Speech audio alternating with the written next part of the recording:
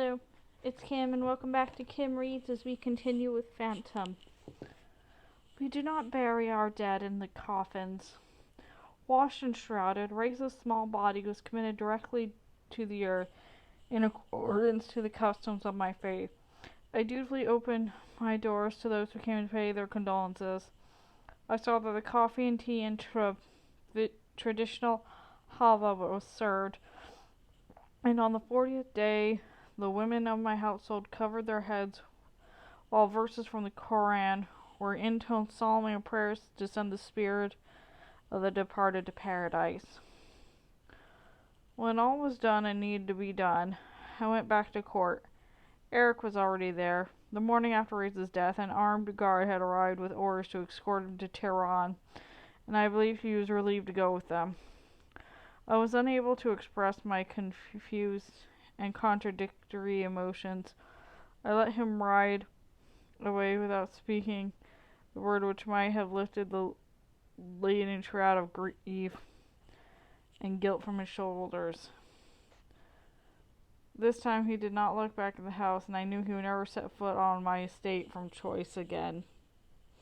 I had barely arrived at the Ark when I received orders to wait upon the Shah, and I went to his chambers with careless indifference, prepared to accept whatever punishment was doubtless to be visited upon me for aiding and abetting Erik's lengthy period of absence.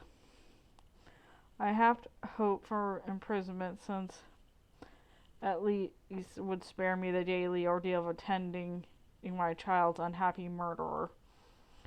I found the Shah sitting at a marble-top table, poring over the plans of the new palace with odd intensity. The sun streaming in from the window reflected on the diamond clasp which held an egret feather in place upon his collar. When he glanced up and made a quick gesture for me to rise from my obeisance, the feather danced like a coy woman in the faint breeze that blew in front of the casement. "Have you seen these plans, Daroga?" he demanded abruptly. I hastened to assure him that I had not. Knowledge is a very dangerous thing in Persia, and sick at heart though I was not ready to contemplate execution with any equanimity. Erik's interior designs for the Garden of Echoes had always been a closely guarded secret. What tales had been carried from Mazandaran to arouse the Shah's suspicion now? Did he know the documents Erik had entrusted to my care? Did he know of my presence during that desperate consultation with the master mason? The Shah drew heavily on a colleen and guarded me steadily with my eyes that always reminded me of a hawk's. "Tell me, Daroga," he began conversationally, blowing a stream of smoke in my direction, "does my masked friend consider himself adequately rewarded for his services, extraordinarily as we grant them to be?" "Your generosity has always been without question, O Shadow of God," I said wearily. "You have not answered my question," snapped the Shah with unexplained irritation. "The Sultan, the Emir, they too would be generous to a man of such singular talents." I was silent, aware that the ground beneath my feet had become dangerously unstable. The Shah set his water pipe aside in order to lock the plans safely into the drawer in his desk.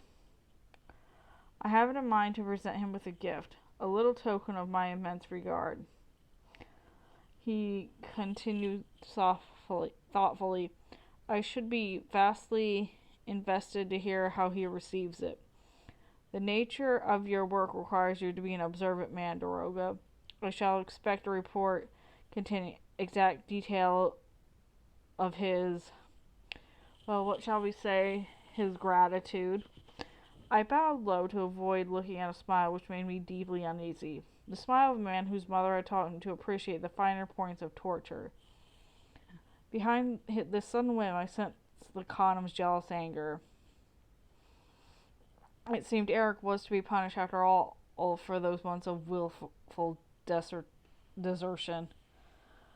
The girl was an odalisque, a slave of the royal harem who had completed her training as a concubine, but not yet chosen to serve in the royal bed. There was no great honor for the Shah to bestow upon a favorite servant than the gift of a harem version, the gift of a wife.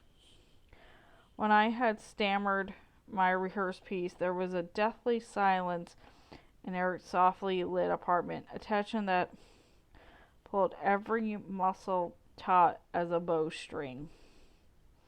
He stared at the girl with ravening hunger that the mask could not disguise, and his sudden, overwhelming desire was like sheet lightning, shocked in its savage intensity. I saw his shoulders hunch against the pain, his hands lock on his knees and claw upward onto his flesh in a desperate attempt to contain the screaming tyranny of his own body. When he looked up at me, it was with bitter hatred, as though he understood the exact purpose of my presence here tonight. "Bring her forward," he said. Eric's voice had lost all its beauty and become a harsh, metallic rasp which had made the girl shrink instinctively against the arm of the eunuch who restrained her. She was dragged across the room and thrown at his feet in accordance with his curt gesture. Rising slowly, like some great unfurling shadow, he leaned forward and pulled off the girl's veil to reveal huge eyes edged with anonymity, staring up at him with undisguised terror. "How old are you?" he demanded harshly. 15, master." Her voice was barely audible. "Have they told you what is expected of you?" "Yes," she whispered. "Very well, I shall see what lies behind your veil, my dear. Now that you should be accorded a reciprocal honor, come forward and remove my mask." The girl did not move. She continued to kneel at his feet, staring up at him in horror. "To refuse me now is to refuse the Shah himself," said Erik steadily. "If you resist, I shall take you by force and then return you to execution at his hands. But only come to me willingly for this one night, and I swear you'll go free at dawn. One night buys you the rest of your life, and the means to spend it in an honorable comfort. And perhaps, after all, that might not will be so terrible as you fear." As he bent to offer the girl his hand, she shrank away, pressing her hennaed fingers in together in a desperate gesture of supplication. "You would rather die than lie with me?" he demanded with pained disbelief. "You would truly rather die?" The girl collapsed at his feet, weeping, hysterical heap, and Erik turned away from her abruptly, clenching his hands around his arms. "Take the child away," he said. The eunuch looked at me in astonishment, expecting guidance, and I went hurriedly across the room to speak in a low, urgent tone. "Apparently you have not understood the custom, Erik," I whispered. "The girl is the Shah's gift, a personal token of his esteem. To return her now in this fashion would be counted as an unforgivable breach of etiquette, an insult that would never be forgiven." "Take her away," he repeated tonelessly. "Tell the Shah I have no use for nubile girls. Tell him I am incapable of using such a gift. Damn you! Tell him whatever necessary to ensure that she receives no punishment." I made a sign to the eunuch, who promptly dragged the weeping, hysterical girl from the room. I knew it would not be possible to buy his silence. The man would accept whatever money I cared to offer and still run blabbering to the harem with this tale. Malicious gossip is one of the few pleasures left to the frustrated, incomplete male. Whatever I chose to tell the Shah when I gave my report, the khanum would most certainly hear the truth. When we were alone, Erik poured a glass of arak with trembling fingers. "You better go," he said wretchedly. I shook my head. "I would like to talk to you first." He passed one hand across the mask. "Yes," he said, "that is a right I cannot deny you, but I should be grateful for a few minutes of privacy now. Just a few minutes alone." I nodded slowly, tuned toward the door, and paused to look back again. Erik, why did you send her away? You desired her, and she was yours to do exactly as you please. Why risk offending the Shah for the sake of a girl who was only a slave? He gave a great cry of rage, lifting the table in front of me and throwing it across the room with a force that splintered the legs asunder from the marble top. Only a slave. Only an animal, he roared. You asinine Persian dolt! Get out of my way quickly before I forget all that I owe you. I shrank against the wall as he made for the door, pulling open with savage force that tore some of the hinges from the jamb. As I watched him stride away with breathless apprehension, I knew that anyone who crossed his path tonight would not live long enough to repent of their folly. My spies in the harem brought me the story the next day. Erik had been required to present himself at a window of the torture chamber normally preserved for the khanum's exclusive use. The lady herself chose to watch from the balcony above with her attendants. I am told that this position is virtually impossible to see in this torture chamber, and that it was commonly understood that today's amusements would take place outside the famous mirrored room.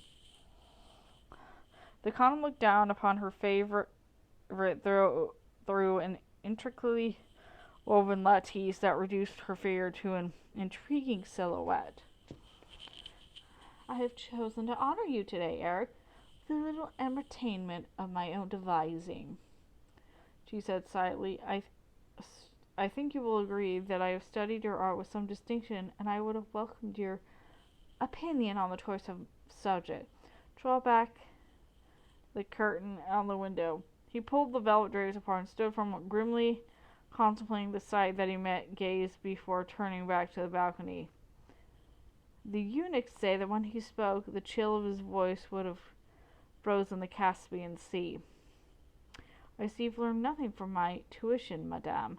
I find your choice of subject vulgar and tedious, the work of an amateur who has failed to understand her artistic limitations. There was an awesome silence in the gallery.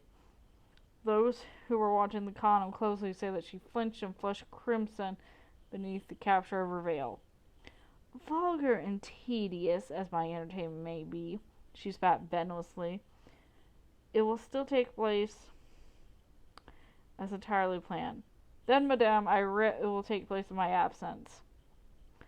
And turning his back rudely, Erik walked out of the harem without waiting to be dismissed. They say the entertainment eventually continued in the absence of spectators, but I knew the death of this little slave girl would not be the end of the matter. No one had ever deserved to treat the khanum with such contemptuous insolence. I knew she would take terrible revenge upon the author of her public humiliation. I waited for the order to arrest him, but it did not come, and the only logical reason I could find for this extraordinary forbearance was the Shah's reluctance to be parted from a man who was still of use to him. Whatever fate the khanum was brewing for Erik would have had to wait until the new palace was completed to the Shah's satisfaction. With the coming of the hot weather, Tehran became deserted, as all who were able to took themselves off to their tasteful summer residences in the cool regions of the Shimrin Hills. It was tradition, a quiet and somnolent period in that cool year, the last moment imaginable for an attempt on the Shah's life. But in August he was attacked while mounting his horse by 4 Babi dissidents who had approached him under the pretense of presenting a petition. I could only think that these men were determined to achieve martyrdom. For though the Shah was wounded by a pistol shot and was thrown from his horse in the confusion, the assassins were quickly overcome by a royal guard. One of them was dying in the ensuing scuffle. Panic ensued. Although there was still a month left of the country season, everyone rushed back to the walls of Tehran. fearing the outbreak of revolution. The Russian mission fled, the British lay low, vast numbers of so-called conspirators were promptly seized, and everyone remotely connected with the Bobby sect went on in fear of his life. Swift and bloody were the reprisals that followed on the wake of the young Shaw's grim and merciless move, and I was obliged to show my loyalty in a manner which filled me with loathing. It was not the hunting down of the conspirators that made me balk. I was well accustomed to such activities, but the horrible fate that awaited these ill-advised extremists. Even Erik showed no enthusiasm for his task when asked to devise a suitable torture to precede the execution of Selim Khan, the principal investigator of the conspiracy.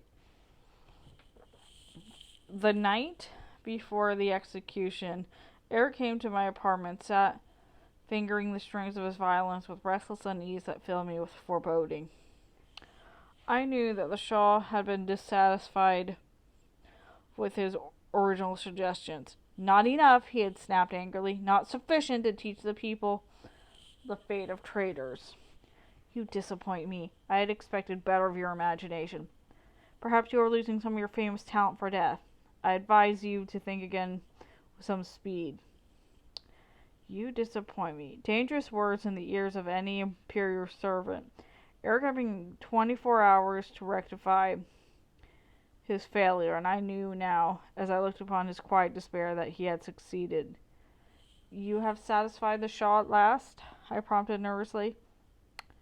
Yes, Erik plucked the string absently. He is well pleased with the final design.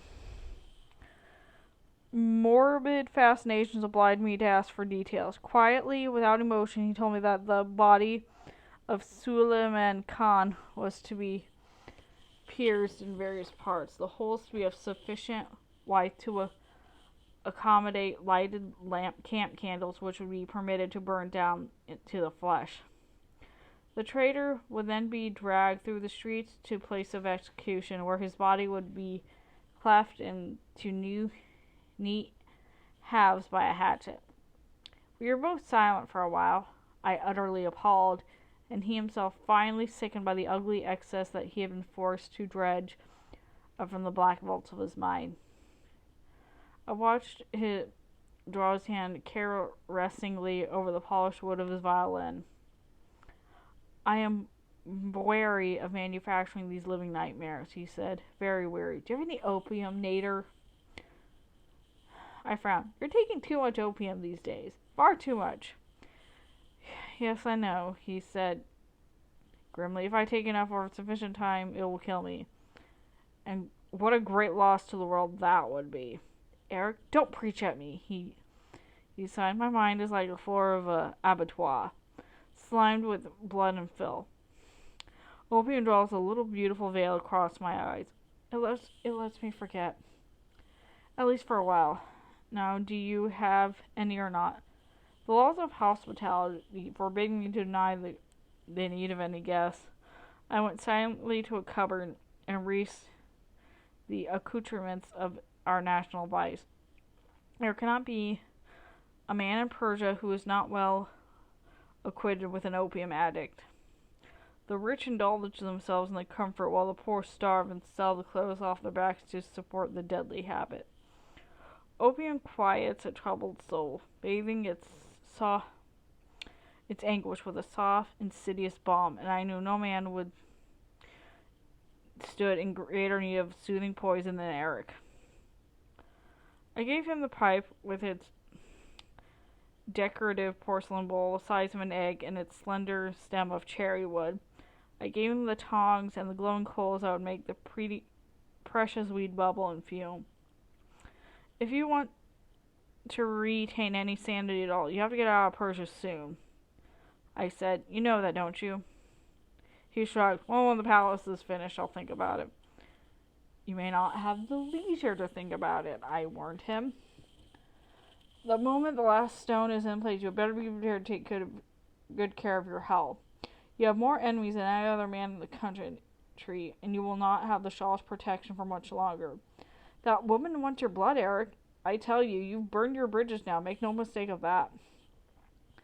He sucked the sweet smoke deep in his lungs and exhaled slowly into a long sigh. Ah, well, he mused with some sort of dreamy, distant sadness. Hell is full of burning bridges. Did you know that, Nader? I dare say that's what makes it so bloody hot. I smiled faintly. Even in the darkest mood, he retained that odd, engaging little quirk of humor, an unexpected sense of fun which makes him seem the strangely human even in the most bizarre of circumstances.